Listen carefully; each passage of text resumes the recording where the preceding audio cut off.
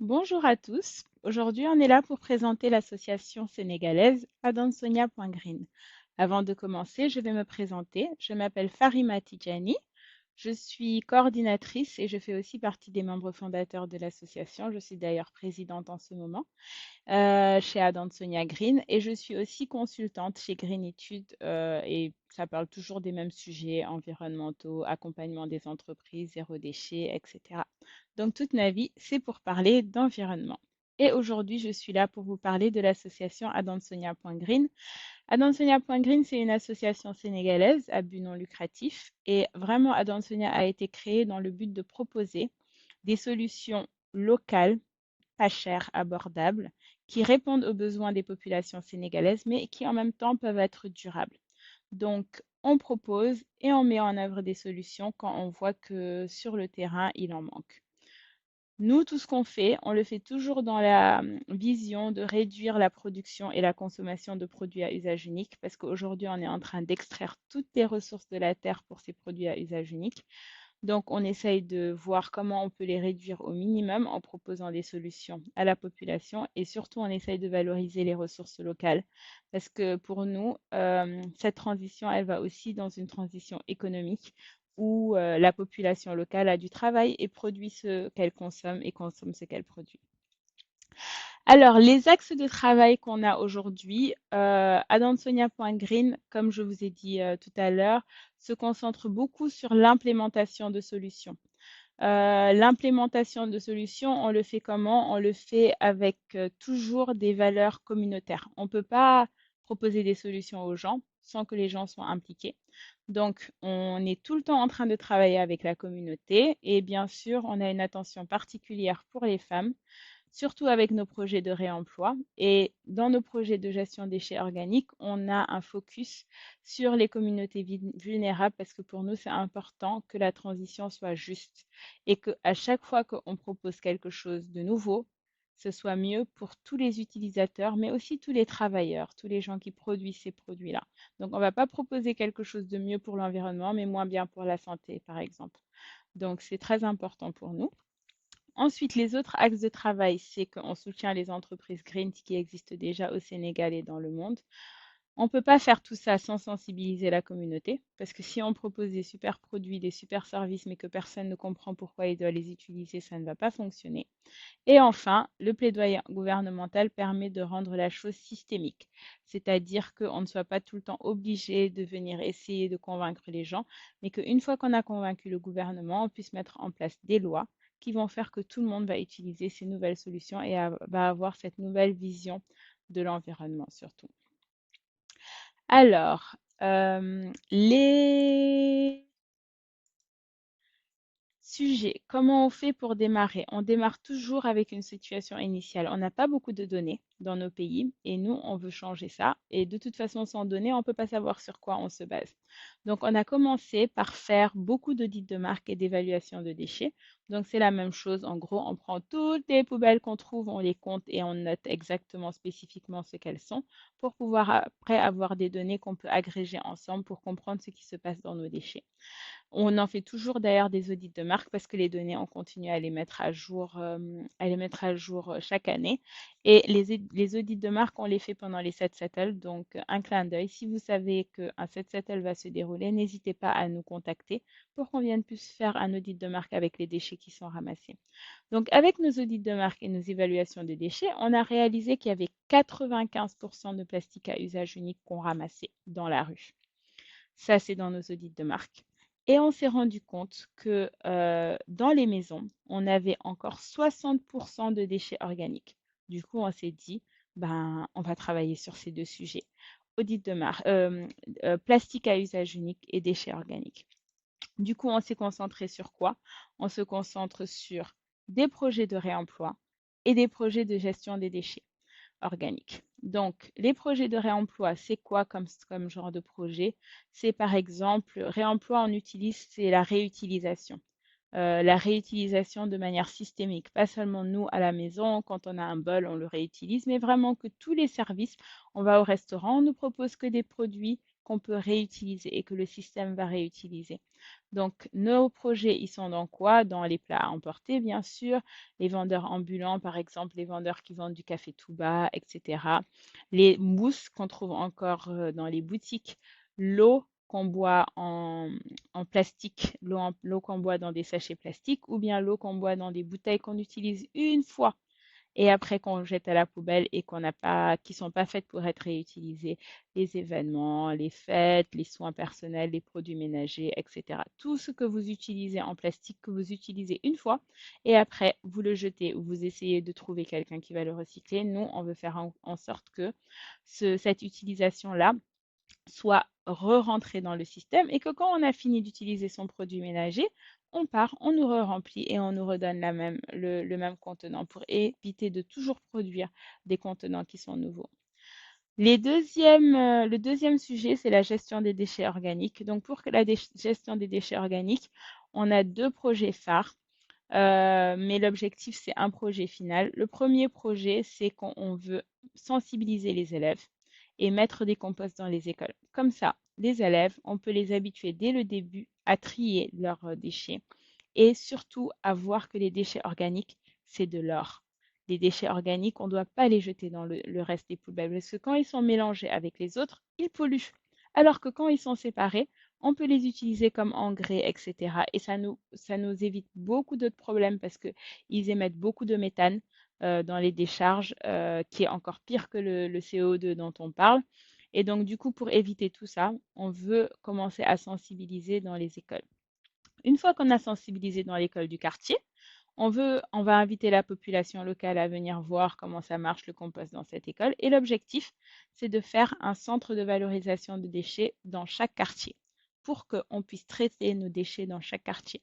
Et ça sert à quoi de faire ça? Ça sert à que si toute la population trie ses déchets, ben déjà le plastique ou tous les autres produits recyclables, ils seront beaucoup plus facilement recyclables parce qu'ils ne seront pas sales. Et ensuite, les déchets organiques qui sont très, très lourds. Les déchets organiques, c'est tous les déchets qui pourrissent, comme les feuilles qu'on coupe, la nourriture, tous les déchets qui viennent de la terre directement. Ces déchets organiques-là, au lieu de les transporter jusqu'aux décharges parce que c'est très lourd, on les gère dans notre commune et ça nous sert pour nos jardins, ça nous sert pour tout ce dont on a besoin pour faire fleurir des arbres dans la commune. Donc ça, c'est les deux types de projets qu'on a. Un, pour la réutilisation et le réemploi. Deux, pour mettre des composteurs partout et faciliter le tri et faciliter le recyclage des produits recyclés. Alors nous, tout ce qu'on fait, on le fait en se basant sur la pyramide des 5 R. On fait aucun projet, on rentre dans aucun projet si le projet ne suit pas cette pyramide. Pourquoi? Parce qu'aujourd'hui, il y a beaucoup de personnes qui se concentrent sur le recyclé. Recycler, c'est cool, mais quand on recycle, comme je vous avais dit tout à l'heure, ça ne permet pas de diminuer les ressources qu'on utilise pour produire de nouveaux produits. Ça diminue pas drastiquement en tout cas. Donc nous, ce qu'on essaye de faire, c'est qu'on essaye toujours de faire des projets où d'abord on va penser comment on peut refuser des déchets, comment on peut réduire notre utilisation au maximum de produits nouveaux, comment on peut réutiliser et réutiliser et s'il faut réparer, on répare et on réutilise encore et encore. Enfin seulement, on va recycler et on va composter. Donc, nous, c'est très, très important. Là, il y a beaucoup de projets environnementaux qui se font et qui sont basés que sur le recyclage, etc. Nous, même quand on va parler de recyclage, on va d'abord voir avec la personne comment elle peut faire pour essayer de consommer moins. Comme ça, ce qui lui reste à recycler, ce sera beaucoup moins et ce sera beaucoup mieux pour la nature. Donc, c'était important pour moi de vous en parler dans la présentation et je reviens juste un peu plus en détail sur les différents projets de réemploi qu'on a commencé en ce moment. Donc, les projets de réemploi qu'on fait, on a des projets d'accompagnement d'organisation. Donc, si vous êtes une organisation, vous ne savez pas trop comment faire pour organiser des événements sans produire de déchets, on est là pour vous aider. On est là pour vous dire ce qui existe au Sénégal et comment on peut réduire au maximum. On travaille sur les mousses dans les boutiques. On a commencé des projets pour les vendeurs de café tout bas avec des tasses pour leur proposer des jolies tasses réutilisables ou que les personnes viennent avec leurs propres mugs. Les 2 derniers projets, c'est des projets environnementaux, mais aussi sociaux. Donc, on fait des ateliers dans les prisons ou dans les pouponnières pour apprendre aux femmes à coudre, et puis ça leur fait aussi un moment de détente, et puis ça permet aussi aux personnes qui sont intéressées par la couture de monter en capacité et de s'autonomiser. Et à la fin de ces ateliers, on leur propose des serviettes hygiéniques réutilisables qu'elles peuvent utiliser pendant à peu près 5 à 8 ans. Et ça fait que grâce à ces serviettes hygiéniques réutilisables, tous les mois, elles n'ont pas à se demander comment je vais faire pour acheter du coton pour mes règles. Et donc, ça leur redonne aussi leur dignité. Et dans le don de vêtements et objets à Colda, on est vraiment parti sur le fait qu'on a plein d'objets chez nous qu'on n'utilise pas. Et pour pousser les gens à la seconde main et à leur montrer que ces objets peuvent encore avoir une vie ailleurs et rendre les gens heureux ailleurs, on travaille avec la prison de Colda et l'association Trisomie 21 pour collecter des vêtements, des objets. Et bien sûr aussi, ils ont besoin de fonds, surtout l'association Trisomie 21 qui est en ce moment en train de construire son centre parce qu'en ce moment, ils sont hébergés par les sœurs à Colda. Donc voilà les types de projets de réemploi qu'on fait en ce moment. Ensuite, on a des projets de gestion de déchets organiques. Donc, comme je vous ai dit, c'est vraiment compost dans les écoles. Je vous ai déjà expliqué. Donc, compost dans les écoles, c'est allié avec une sensibilisation annuelle pour les élèves. Et on va aussi sensibiliser plus loin que les élèves. On va sensibiliser aussi la direction, les enseignants. On leur donne aussi des ressources pour qu'ils puissent continuer la sensibilisation sans nous et les parents d'élèves pour qu'ils soient réceptifs à ce que l'enfant dise et qu'ils puissent accompagner les enfants dans cette transition parce que déjà les enfants seront nos acteurs adultes de demain, mais surtout les enfants et tout le monde, même en faisant un petit geste, peut améliorer l'utilisation des ressources de la terre qu'on fait en ce moment. Donc tout le monde est important. Et comme je vous disais, des centres de compostage décentralisés où les ramasseurs de déchets eux-mêmes pourront dans les quartiers aller prendre les déchets à la source dans les maisons et recycler. Et on arrive à des taux de recyclage assez impressionnants, jusqu'à 93% de recyclage des matières quand on a des centres décentralisés dans les quartiers comme ça. Et on redonne aux ramasseurs de déchets une dignité dans leur travail. Donc, voilà les types de projets qu'on fait en ce moment. Du coup, en résumé, si vous devez présenter à Sonia, qu'est-ce que vous avez retenu? Vous avez retenu quoi exactement? Voilà ce que vous devez avoir retenu. Notre nom, Adansonia.green, on est une association sénégalaise créée par des Sénégalais. Qu'est-ce qu'on fait? On met en place des solutions écologiques durables, mais on met aussi en avant les solutions qui existent déjà au Sénégal. On travaille sur quel axe? Le premier axe, c'est les audits de marque et les évaluations de déchets avec les 7 Settle. On n'organise pas de 7 Settle nous-mêmes, mais on accompagne les 7 Settle qui s'y organisent et quand des organisations font des événements, on les accompagne pour pouvoir réduire leur usage unique et réduire leurs déchets lors de ces événements. Deuxième chose, le réemploi. On a des projets de réemploi, les projets dont on a parlé. Il y avait les tasses de café tout bas, les dons de seconde main, les serviettes hygiéniques, pour la restauration, les plats à emporter, etc. Et enfin, on a des projets de gestion de déchets organiques et on en a deux pour le moment.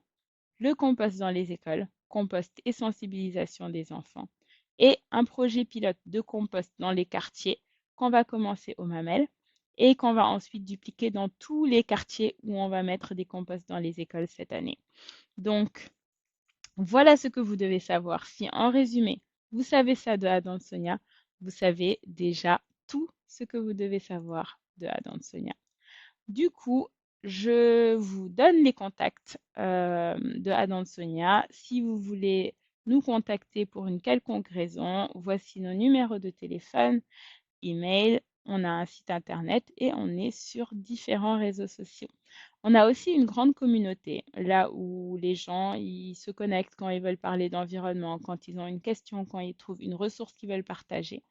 Donc, n'hésitez pas à la rejoindre et dans la communauté, vous saurez comment devenir bénévole de Adam Sonia ou vous saurez si vous avez envie de vous impliquer dans d'autres activités de Adam Sonia. J'espère que j'ai été très très claire. Je vous remercie de votre disponibilité et on se dit à bientôt. Au revoir. Bye bye.